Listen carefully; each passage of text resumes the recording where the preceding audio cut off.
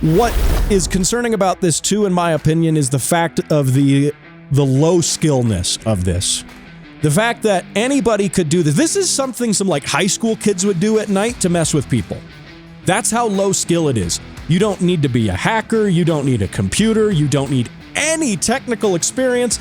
All you need is the ability to, I don't know, probably see someone else on like TikTok doing this, and then you decide to do it if you're a high schooler.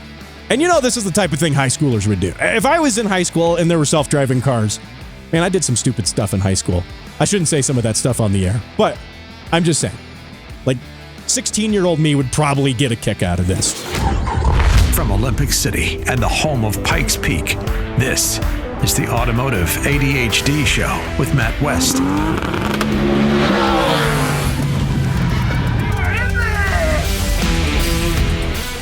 So have we reached the AI self-driving apocalypse yet? Well, maybe not yet, we haven't. But there is something that I think is pointing us ever closer in that direction, because somebody has figured out how to hack the AI that is used for self-driving cars with like zero skill, not even a computer. Okay, that's what we're talking about. And I'm going to discuss that. I'm going to talk a little bit about what I think about self-driving cars and our future heading into that direction. Also, speaking of tech stuff, I also want to talk about how your car is tracking you. But you see, you might have already known that. We know that manufacturers track you and sell your data for all sorts of stuff. Except this is actually different. It's tracking you with your tire pressure monitoring system. We'll get into exactly what that means and what I think it means for the bigger picture when it comes to privacy and security with your own car. Do you have any notion of privacy anymore when you own a car? We'll talk about that. And before I forget, I have to mention this. We are going to invent an Olympic sport on the program. And we're coming hot off the heels of the Olympics. And I think the Olympics are sorely lacking in one department that involves four wheels. Yes, this is an automotive show, so you can probably surmise where I'm going with this. So we're going to discuss that. And actually, I'm not even saying it as a joke. I think this idea has a legitimate possibility of being viable in the Olympics. And, you know, I do this show. You hear it at the top of the show in the intro every single episode. It says from Olympic City and the home of Pikes Peak. Yes, Olympic City, USA. That's where my show broadcasts out of. And so I think because of that, I have a say in this matter. And I think that I need to swing my weight as an automotive talk radio show host on the weekends in Southern Colorado on a few stations. You know, we're working on adding more, but I think I've got enough to swing my weight. We're going to pressure the Olympic Committee and get the sport that I want added. I think I have that sway. I think I do. We'll discuss that and more on this edition of the program. Now, I do want to also let you know I've got something really exciting planned for next week here on the show.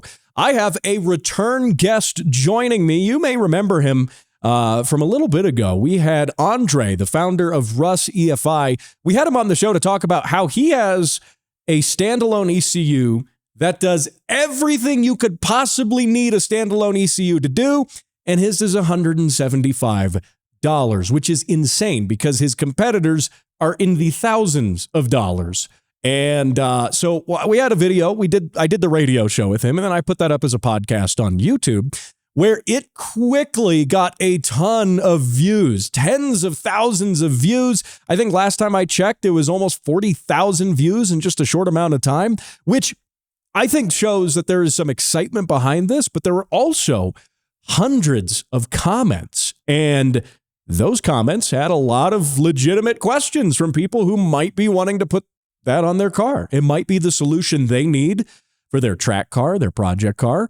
And so I wanted to bring Andre back on the show to answer some of those questions, to also talk about some of the development of this. Because one of the things people were saying I saw a lot was, well, I want to try, I don't know. I need something tried and true. You know, I need something that's been around for a while. This seems too new for me. And the reality is it's not new, and that he's been working on this for like 15 years. And he walks us through he's going to walk us through all the development stages of this. And what it takes to actually make something like this. It's a lot of work, and it's a lot of work with a lot of people. It's an open source project. Now, he does have some exciting news that he told me he's going to share on the show, which is relevant to you if you like 8 HP transmissions. So just saying, the 8 HP is such a cool transmission now because it's really become the LS swap of transmissions. It can hold a ton of power. It's really good at what it does. It even is great in road course contexts as an automatic. People are doing it in all sorts of road course cars, and it's finding its way pretty much into every cool project. There's a problem, though, which is you need to find a way to control the transmission. Andre's got something for you. You're going to have to wait till next week. He's going to tell you about it. I think it's some really exciting news. And it's something people were asking for in the comments. And so that's all coming up here on the Automotive ADHD show. Of course, you've tuned into the Correct Car Show. Now, one thing I saw that came across my feed was, well, I'll put it this way. So, you know how when you were a kid, you might have remembered those Build-A-Bear workshops. Do you remember Build-A-Bear workshops? I never actually went into one as a kid, but I remember them. I remember seeing ads for them. And the notion was, you know, if you're with your parents at the mall and you want to go get a teddy bear, well, why go buy one when you can go into this place and, air quotes, build your own teddy bear? And you could, you know, stuff it with whatever goes into a teddy bear. I don't know. I've not done one of these, so I don't know. I don't know what you put in there. Maybe I don't want to know what you put in there. But you do that, and you can make the color the way you want it. It's sort of this pseudo custom thing. You sort of let the kids be involved in it so they feel like they've got some ownership in this. When in reality, as an adult, you know that it's all kind of staged in a way. You know, the kids have a little bit of discretion, right? You're probably wondering why I'm still talking about this on the car show. Hey, you know, kids have some discretion in it. You know, it gives them that sense that they did something, but really they didn't. You know, they didn't do all the, you know, the hard stuff. But the same thing now exists if you're a car guy. And, you know, I don't know if this is necessarily designed for guys like me who like wrenching on our own cars. This is probably designed for people who like to think that they wrench on their own cars, but they really don't. And this comes by way of Car and Driver. According to the headline here, new Chevy Corvette buyers can soon build their own car's V8 engine. And I'm going to add a little asterisk to the end of that because Chevy has this program. And basically, if you're buying a Z06, a ZR1, a ZR1X, you can have two engine options in there, the LT6 or the LT7. And this is a package that you can get with Chevrolet when you order your Corvette, which is the Build-A-Bear Corvette Workshop or something like that. I'm sure they're not calling it that. The Build-A-Vet Workshop. But what you do is you basically go down to Bowling Green, Kentucky, where they build Corvettes, and you get with an engineer on the assembly line, and you quote-unquote build your engine. Now, what does build your engine really mean? Well, it's... I don't necessarily know, but I have a feeling it probably involves turning a couple of bolts. Maybe they let you be a big boy and have the torque wrench and you can torque some stuff on it. But I have a feeling most of this is really you just holding the flashlight for the technician who's actually building your engine. I was going to say, you know, is there any discount? Like if I build my own engine, like if I go to Chevy and say, you know, hey, I want a Corvette, but will you give me like $10,000 off if I build the motor? No, they won't do that. In fact, they actually charge you more for this. This is a $5,000 upcharge. And of course, you get some like cool Corvette swag with it because, you know, Corvette owners like their ball caps, polo shirts, jean shorts, and Nike shoes. That's the Corvette owner drip right there. But so you get some of that. By the way, I think that just proves that Corvette owners, they actually don't like seek out that stuff on their own. Like it's issued to them by Chevrolet. The Corvette owner look is actually like an issued thing. So I think this proves that because this does come with some of that stuff. But In reality, you're paying $5,000 to go hold the flashlight over there. And I wonder if you get like the holding the flashlight for your dad experience. I wonder if that also comes with it too. Like there's never a right way to hold the flashlight for your dad when your dad's working on a car. No matter what you do, it's not right. You could be illuminating the underside of that car with the sun itself, and it still wouldn't be right. So I wonder if that comes with that, or maybe they actually charge you a little more for that. I don't know. This has me wondering, though. What's the implication for this? Like, there's a little plaque and some other stuff on the car that you get. What's the implication, like second, third, fourth owner down the road? And maybe if these ZR1s and Z06s become a collectible, does that affect the collectability? Do you want a car with Bob's name on it? We'll talk about that and more coming up here. It's Automotive ADHD after the break. No left lane hogs here. Automotive ADHD with Matt West. Telling you, man. Telling you.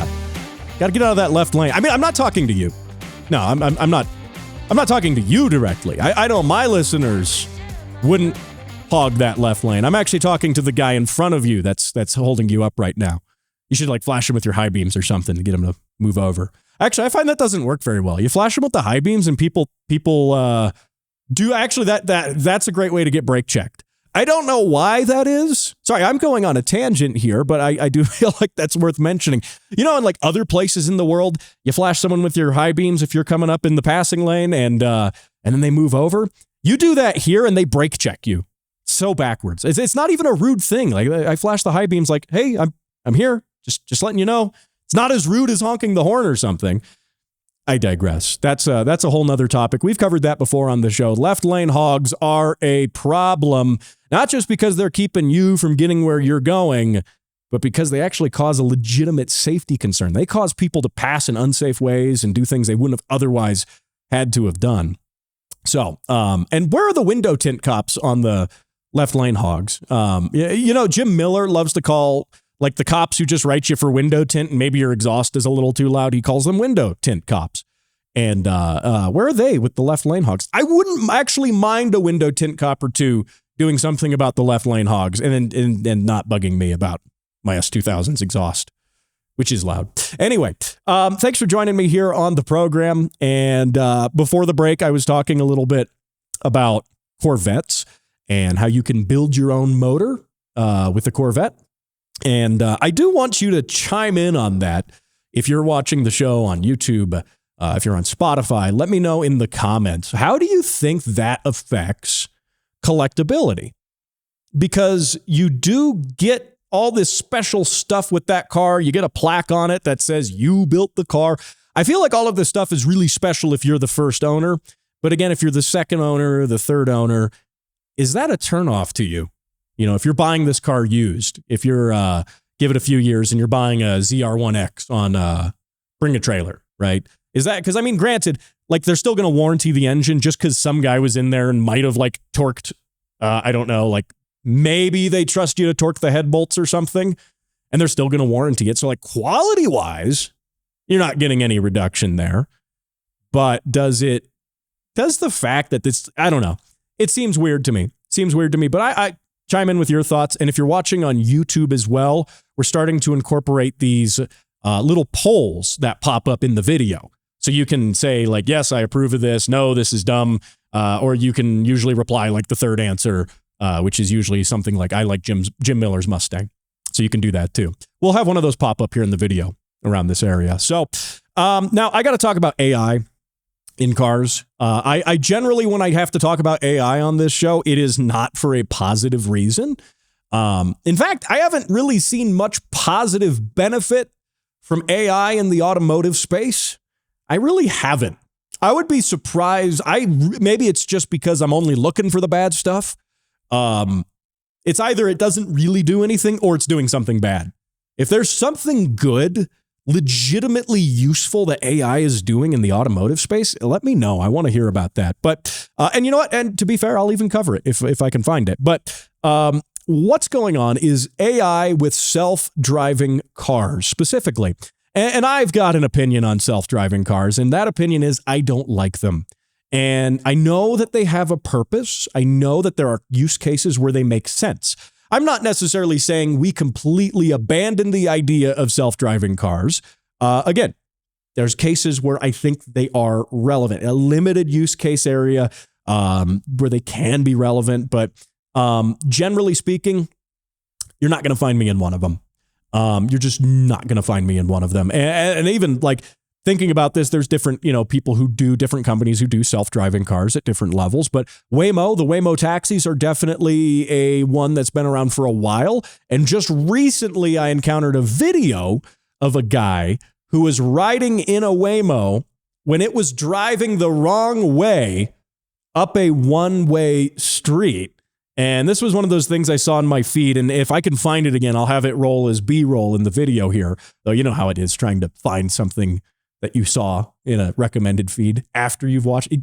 It's like impossible. I'll see if I can dig that up for you. But anyway, it's going up the wrong way. The guy is sitting in the car terrified because other cars are having to move out of this Waymo's way. And this guy's terrified. So he gets on the phone and calls Waymo's support line, which I guess is all you can do when this happens. Connected to rider support. Hi, this is on for Waymo Rider Support. How can I help? Hi, the car is going the wrong way. It's going on the wrong side of the road. I'm so sorry to hear that. Let me double check that here. You will not be able to, this vehicle is not be able to straight forward because showing here on my map that. Let me go ahead and escalate this to our team, our special team, so they will maneuver the car, okay? Okay. Hello, can you hear me? Yes. Me? Hello, can you hear me? Yes, can you hear me? He gets like the Indian call center treatment. And I'm surprised they didn't ask him to turn the car on and off again and see if that helps. I bet that would have helped. I don't know. But he gets the call center treatment and then he gets bounced around to like different levels of representative. Like, okay, you have to go through the tiers now. You don't just get a representative. You have to go through this person to this person to this one to actually find somebody. And even more so these days, it's like you actually go through this AI, which then tells you, okay, let me connect you to a real person. And then that real person is actually another AI. It's just a different AI that then filters you out so that eventually you get to a real person, probably. Well, anyway, he goes through that nightmare while this car's driving up the wrong way in traffic. And eventually he basically gives up and he just says, screw this. I'm going to just get out of the car. Like I'm done. I'm not riding in this thing anymore. So it eventually slows down because another car's in its way. So at least it's not crashing into traffic, but you can tell this thing's like tentatively, or it's gently trying to push its way through traffic. It moves a bit. Oh, there's a car waiting. So you can see it's trying to be conservative and let the other cars go by, except it's too stupid to realize that it's on a one-way and it's going the wrong way. And so the car slows down enough. He ends up getting out of this thing. It basically says, I'm better off walking. Hello? Can you guys hear me? No? Okay. Just a moment, please. I'm going to get out the car. So you guys, I'll just figure it out myself. Yeah, after that experience, better off walking. And people are going to come to the defense of the AI, the self-driving cars, and all of this stuff. Well, it's a new technology. What do you expect? There's going to be bugs. I really don't care that it's a new technology. I don't want the bugs at all. And I think the entire premise of it is actually pretty flawed. And that's evidenced by the fact that this has come along. And this comes by way of a institute, which does a lot of technology related things. And they did this, and I'm trying to pull their name up here. This comes by way of The Drive, hat tip Adam Ismail at The Drive. And the headline here reads, research shows how self-driving AI can be hijacked with nothing but ink and paper. And again, no computers, none of that stuff, no crazy technical skill. You're not sitting there in looking at the terminal in a computer, typing in commands, all hacker man style. No, you're not using your power glove to hack into this thing. No, you're using pen and paper effectively. And this is somewhat concerning because, the study here was actually done by the University of California, Santa Cruz, and they basically found a way to trick the AI. They have an acronym for this. Their acronym for this is called CHAI, like CHAI, like the T, which I don't know. Maybe these people are more like a chai tea type, or I don't know. These guys probably order matcha when they go out, but it stands for Command Hijacking Against Embodied AI. Sounds fancy. What it means is, and we will go ahead and I'd like to pull up a picture of this here. If you are watching on video, go ahead and check this out. They show a couple of different things that they did. They have a guy standing here in this imaginary crosswalk, and they basically create this scenario, have the AI look at this, and the guy is holding up a sign that says a couple different things. Like he has one that says go onward, he has one that says proceed, and then another one that says proceed with just slightly different colors to the background and the text. And what they found in their tests, having the AI look at this image with a guy standing here, is that the AI would drive through the intersection on the one here all the way on the right-hand side of the screen, which is, again, just a dude with a green sign that says proceed in yellow letters. That was it. And the AI would blaze its way through that intersection, regardless of the fact that there are people crossing the intersection. And this is concerning because what they're exploiting is the fact that a lot of these self-driving systems rely on a language model AI to interpret signs and things like that. Yeah, they're using various sensors to see what's on the road and what's happening.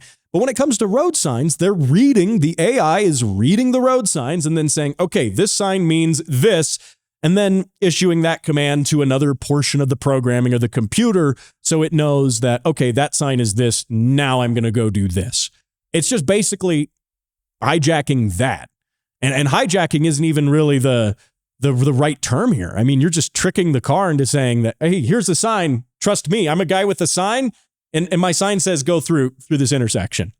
And then the computer disregards like every other thing it knows and just does that. It just trusts that blindly. And now, is this to say that developers can't get rid of this bug in particular, that they can't code this out? I guess, technically they could. But what you have to keep in mind is the fact that these systems they're using AI to read road signs. So how do you tell it what's a real road sign or not? How do you tell it what's authentic, what isn't authentic? There's a lot of things here. And I have a feeling this is one of those cases of, okay, well, if the green sign with the yellow text that said proceed tricked the AI, let's just make sure the AI ignores green signs with yellow text that say proceed. Okay, well, what if you find another combination of colors and letters that makes the AI think again, oh, hey, this will work? I feel like, I'm not saying it's impossible to get rid of this, but what I am saying is this is concerning, and it's probably more challenging than it seems to patch this, if you will. Because, again, they're not just picking on any one specific self-driving car's AI. They're saying, in general, cars that use AI when it comes to reading road signs are vulnerable to attacks like this. So again, don't get bogged down with the fact that, okay, well, yeah, we'll just patch green signs with yellow text. That's not the point here. The point here is the fact that these are using AI is a legitimate vulnerability. Now, what is concerning about this too, in my opinion, is the fact of the low skillness of this. The fact that anybody could do this. This is something some like high school kids would do at night to mess with people. That's how low skill it is. You don't need to be a hacker. You don't need a computer. You don't need any technical experience. All you need is the ability to, I don't know, probably see someone else on like TikTok doing this, and then you decide to do it if you're a high schooler. And this is the type of thing high schoolers would do. If I was in high school and there were self-driving cars, man, I did some stupid stuff in high school. I shouldn't say some of that stuff on the air, but I'm just saying, like 16-year-old me would probably get a kick out of this. And that's concerning. And it just shows us that I think there's a bigger issue with self-driving cars, and there's a much larger part of that. We'll get to that and more here after the break. He's the nut behind the wheel and behind the mic. This is Automotive ADHD with Matt West. So I was talking self-driving cars before the break there. Ran myself out of time a little bit. But I want to finish up my thought on that, and then I want to talk about how your car's tracking you in possibly the most unconventional way that it could track you. We'll get to that. And, of course, I can't forget about the fact that we are going to invent a new Olympic sport. And on this show, I am going to declare that it becomes law, or whatever creates Olympic sports. Is it laws? I don't know. Anyway, we'll get to that and more. I do want to remind you as well to subscribe to this show on YouTube. Yes, you can catch it on Spotify. You can give it 6 stars on Spotify. Spotify even does video now, too, which is fantastic. But we are pushing to grow the YouTube channel in particular. So if you want to support the show, it doesn't cost you anything to do it. You can show your support, even if you listen on the radio, even if you listen on the podcast. Jump over to YouTube and look up Automotive ADHD Show and give it a subscribe. And also, I don't know, what do YouTubers do? You like the video as well? Is that what I'm supposed to tell you? I don't know. I'm probably not very good at this YouTube thing. But anyway, one of the things I wanted to wrap up on with self-driving cars is really the notion that I know that these aren't going away, and I know that we're experiencing maybe some growing pains with these self-driving cars, but I don't think the principle of these, the notion that these cars can ultimately replace drivers altogether, concerns me. And I know there's an argument with this, that self-driving cars, for all of their bugs and faults, for the fact that they like to ignore, emergency responders in areas, the fact that they like to drive up the wrong way, the fact that they sometimes just stop in intersections, someone could argue, well, yeah, that's just all like early tech stuff, and I hear the argument all the time that, well, self-driving cars are still safer than 99% of the drivers out there. And you see, that's actually, I don't disagree with that sentiment. And that's part of the problem here, because regular drivers have gotten so bad that the self-driving stuff honestly looks like a little bit of an improvement in a way, even though the self-driving car isn't really any better than the average 17-year-old who's had their license for a year. It really isn't. It's not that much better. And if anything, it's sometimes possibly a little too hesitant to do certain things that it maybe needs to do as well. So that's part of the problem. And I think that reflects greater on driving culture as a whole. I know, because you're listening to this show, that you, in some capacity, enjoy cars, enjoy driving. So I know this probably doesn't apply to you, but the vast majority of drivers are just so terrible now.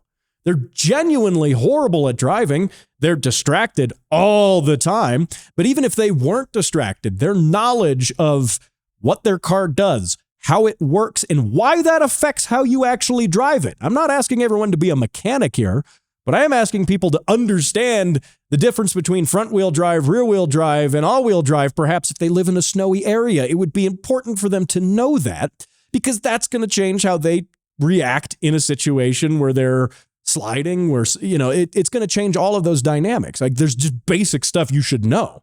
And most drivers don't know that at all. Most drivers don't know anything about following distance. That's one thing that bugs me a lot. Oh man, people have zero concept of following distance, and it drives me nuts. Really drives me nuts, because that's like a really important thing. Like, there's physics that happen, and there are physics that happen. Yeah, I know that sentence just yes, I know that's obvious, but there's physics. There are physics involved in driving a car. And when you're following bumper to bumper at 75 miles an hour and something happens, those physics aren't working in your favor. I can promise you that. I can absolutely promise you that. And so where does that leave us? That leaves us with self-driving cars that, in some ways are better than the average driver. And I think for all the faults of the self-driving cars, this should be a red flag that our driver education system needs to be reassessed. The self-driving cars shouldn't be better than you or me. And again, I'm not talking about you in particular. You probably like driving. You probably take it pretty seriously if you listen to this show. So I think, again, my opinion on self-driving cars isn't going to make them go away. If anything, we're going to see them more. And if anything, we're going to see more self-driving cars, not just the Waymo taxis and the service is like that. But we're seeing stuff with Teslas having self-driving modes for consumers, for owners. Okay, there's one thing to have your autopilot. It's another thing to have your car go out and like do Uber rides for you, while you're, sitting at home on the couch. I'll just have the car go do some self-driving Uber runs. There's these use cases. These are all things that are going to happen, and we're going to have to approach them regardless. So I don't know. We might see a lot of high schoolers trying to mess with the AI, though. Maybe that'll be like the cool thing in like 2035. Those darn kids are out there trying to mess with the AI again. Why do they like that so much? Like maybe that'll be the cool thing to do when you're a kid, is just mess with AI. I don't know. Speaking of things tech-wise that also frustrate me a little bit, and I think we'll probably run out of time here in this segment to do it, so I'll carry it over. But one of the things is that your car is tracking you with your tire pressure monitoring system, which this was wild. Now, I've heard about this happening, okay? Like, I've actually heard about the fact that this can technically be done. This goes back several years, probably 3 or 4 years ago. I saw it pop up on the internet.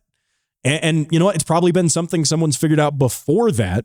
But this comes by way of the Autopian and hat tip Mercedes Streeter over at the Autopian. Headline says, the signals from your car's tire pressure sensors could probably be used to track you. And this is this comes by way as well, the actual research done on this. So like we've known for a little bit in a limited sense that you could do this with a tire pressure monitor, but no one's done it at scale until now. And thankfully, the people doing it at scale, or at least the ones we know about, is a research institute that does a bunch of tech-related things. They're called the IMDEA Networks Institute.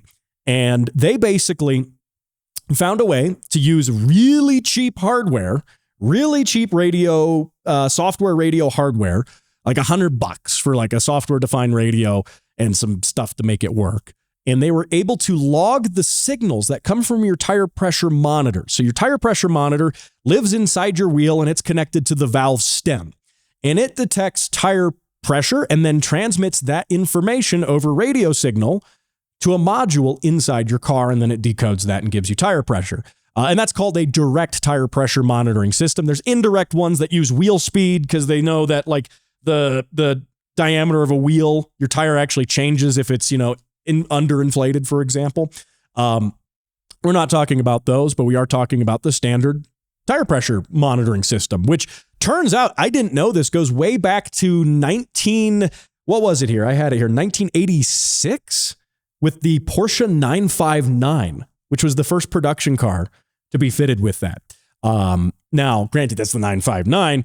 The first like regular car was the 1997 Corvette, the C5 Corvette, to have this. And anyway, so that means, I guess, technically the ability to track these signals. What this institute figured out, and they set up a bunch of different receivers, and they tracked like 20,000 cars over a period of time. And they were able to infer all sorts of stuff from this data by tracking these signals. Now, granted, there's no personal data connected to you. It's not like your infotainment system, which also tracks you and sells your data to insurance companies and all sorts of horrible things. It's not like that where it's tied to you personally, but they were able to take this data. Okay, they were able to take this data, and they say this is a major security concern. You might say, well, who's going to track tire pressure monitors to find people or whatever to go rob them? Very few criminals are probably going to do that to individuals. But they were able to take a look at various parameters and basically log with software when they see certain IDs from these. They can track the IDs when they see them. They can log people's driving habits, their behaviors, and figure out a lot of data about that. And when you think about this, again, it's like, okay, so they know I drive to work every day at 8 o'clock. All right. There's actually quite a bit they can do with that if they pinpoint you to a certain car and a certain thing. They say they're worried about this as a security risk, even though it sounds kind of benign. And we'll get to that. And we gotta we gotta create an Olympic sport. That's all coming up here on the Automotive ADHD show. Don't go anywhere. Miata. The best-selling sports car in the world. I love to watch the world unfold. Automobile Magazine's All-Star. You know I love the highway. 6 years in a row. I got a passion for the road. Miata. Mazda. I got a passion for the road. Look, if you don't love the Miata, if you don't love the Miata passionately, there's something wrong with you. I mean, you're broken. Like something is actually wrong with you. And people are going to go, well, Matt, like, it's just like, it's overhyped at this point. Everyone loves the Miata.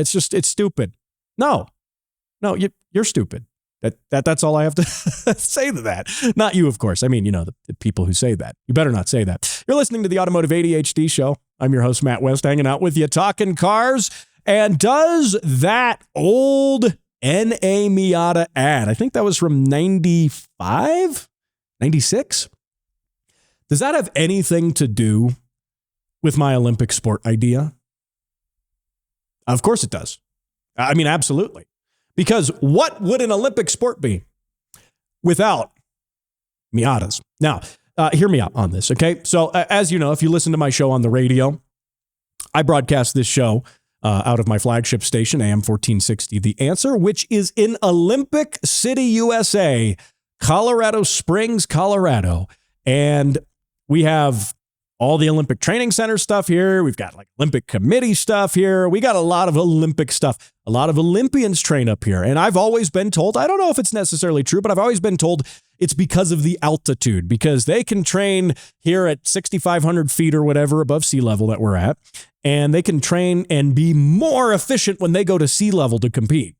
Now, I don't know how true that is because, I mean, if that was really true, I mean, why don't they, I don't know, like, go compete? Why is it not somewhere like on top of Pikes Peak then? That's at 14,000 feet. Or maybe like, why don't we do it in, I don't know, literally anywhere else? Like Colorado Springs is not, like there are many higher places than Colorado Springs, even just in Colorado. But anyway, so Olympic City, USA is right here. And I feel through sheer association, through nothing more than association, that I'm qualified because of that to comment on this. And I also feel like that means I have a say in this matter. In fact, as a citizen of this city, as a talk show host on the airwaves in this town, I have a say. And my opinion should be regarded as that of higher than a talk show host who doesn't have a show in the city. How about that? There's my credentials. Now, so we have Olympic sports. We're coming off the heels. The Winter Olympics wrapped up recently. And of course, the American hockey team was spectacular. That was like the only part of the Olympics I realistically paid attention to. And apparently like the Canadians cheated or something on not in hockey, but in curling. Again, I'm showing my sports knowledge here. If you listen to the show a lot, you know that I'm very, very invested in sport ball and related sport ball activities. Now hockey, by the way, does not count, which is why I watch that, because that's a puck. That's not a ball. So that does not count. So I do like hockey to an extent. And fun fact, fun tidbit. I used to, if you ever listen to the Air Force Academy's hockey radio broadcasts, in my early days working in radio, I was the guy running those on the air back at the studio. So you'd have the play-by-play guy on site at the game, Jay Ritchie. He's a great play-by-play guy, and he calls hockey. It's amazing how he calls hockey. And then that would be fed back to the studio, and I would run all that stuff. So if you listen to Air Force hockey, some odd, like 8-9 years ago, that was me. So if you heard a mess up on the air, that wasn't me. That was like when I went out to go use the bathroom or something. So anyway, having said all of that, hockey is an Olympic sport. What are some other Olympic sports? Because I have an argument that there is something that should be an Olympic sport and isn't. And it, in fact, is probably a crime that it is not an Olympic sport. And what is that Olympic sport? Spec Miata. I think Spec Miata should become an Olympic sport. And for the sake of my argument, now let me explain Spec Miata to you, and I'll even just pull it off of the Spec Miata website here, which is over at NASA, NASA's the actual sanctioning body for this. National Auto Sport Association. Not like the people who send rockets into space. It's different NASA. This NASA is actually probably cooler because, I don't know, we're not really sending rockets into space anymore unless we want to race cars on the moon. I'd be down for that collaboration between the two NASAs. But what is Spec Miata? According to their own description, front page of the website here, the Mazda Miata is the most raced car in North America, and for good reason. The platform itself is compliant and predictable, which makes it a great car for learning to drive as well. All of these things are true, by the way. And it says, at the other end of the learning curve, it takes every last ounce of technique and error-free driving to get the most from the car. And if you watch some of the videos at the end of this feature, which we'll try to get to some of those, you'll see what this looks like. If you're on the fence about racing in Spec Miata, read on to find out what it's like. And what they talk about, if you do choose to read on, is basically that any NA generation, which is 1990 to 97, or NB 99 to 2005, Miata is available, is able to race in Spec Miata. And Spec Miata basically means that all of these cars are going to be equal power. And the slight differences between years are accounted for with weight and all these different things. So every single car is effectively identical from a performance standpoint. And what does that mean for racing? That means it's all the driver. Spec Miata is pure driver mod. The playing field perfectly level. You're in cheap Miatas. They are dirt cheap. You're racing the wheels off of these things. They're all equal. And now, granted, there's a budget. You can have niceties in certain things in different Spec Miata race cars. There's the really budget way to do it. And there's also the, I have money to burn, but I want to race a cheap Miata way to do it. But effectively, to be competitive, all of the cars are effectively the same thing. And that means, again, that it is nothing else that determines the race other than driver skill. And if you do watch some of the videos, we may not get to some of them here on the show, but just go on YouTube and look up Spec Miata because these races are intense. You want, Formula One, come on, man. Formula One's boring now. NASCAR, aside from that one time Ross Chastain did the wall ride a few years ago, aside from that, NASCAR is pretty much boring too. You want exciting racing? Spec Miata is where it's at. And it's also hilarious watching these people really be super technical about trying to get a position or a pass, and they're in cars with 90 horsepower. There's just something amazing about that. I think the actual spec on these is supposed to be 120. Here it is, 120 to 125. So this is something that has legitimate skill. All right. There is actual work that must go into having this work and being successful. Now, let's take a look at some of the other Olympic sports that exist, because I believe that if you're going to argue against Spec Miata as an Olympic sport, how can you when, what's the low-hanging fruit here? Curling? Curling is a sport? Is curling even a physical? I guess it's a sort of a physical activity. But you're going to say curling is a sport and racing Miatas in the best way possible isn't? Let's see what else they have here. Sailing, that's a sport. Shooting, of course, that's a sport. Skateboarding, sport climbing. How's that different from regular climbing? Squash, surfing, table tennis. Come on, ping pong. That's a sport. What else do we have? Okay, there's certain things you expect to be Olympic sports. Swimming. Okay, sure. Cricket's a sport apparently. In general, field hockey, flag football. Well, okay, so there are some differences here because some of those, football, they call them performative sports. They're not for medals. They're just things that they do. But there's korfball. What's korfball? Anyway, I'm telling you, man, Spec Miata needs to be a sport, and it's physical. You can't tell me the drivers aren't physically engaged. Here's a perfect example. Horseback riding. That is a sport. Yes, the horse doesn't win the medal, the rider does. How's that different than a race car? Let's get Spec Miata into the Olympics. You heard it here. We got to make it happen. Thanks for watching. Thanks for listening to the Automotive ADHD show. I'm out of time, but remember to catch the podcast on YouTube, Spotify, Facebook, and more. I'll see you right here next week.